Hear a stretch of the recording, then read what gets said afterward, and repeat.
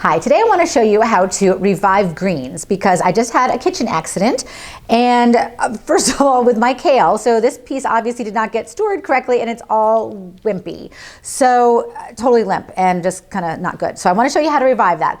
But after how to store kale and any of your leafy greens, so after you've washed them, dried them in your salad spinner, we'll do that on another show, you want to keep them in, because moisture is kind of your enemy at this point. So you take all your washed greens, your washed and dried greens, put them in a Ziploc bag and layer them with paper towels and then seal them up, and they should last for hopefully about a week. This one escaped somehow, so I want to show you what to do with a wimpy piece of kale.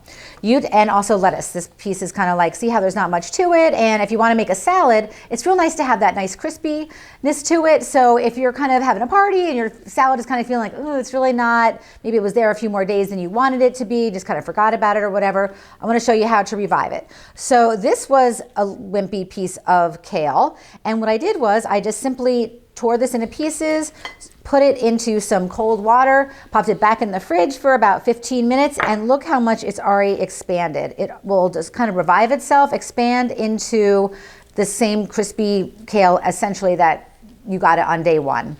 So that's just a nice way to revive your kale. Same thing goes for your lettuces. Just cut them up. Let's say you made a salad. You always want to tear your lettuce greens so they don't get brown, those brown edges. Instead of the stainless steel can make them have brown, so you would want to hand chop them or hand tear them up. The same thing. I just stuck these pieces in a bowl of cold water, stuck it in the fridge for about 15 minutes or so, and then the outcome, and now they have just a lot of crisp to it. You can almost kind of hear that.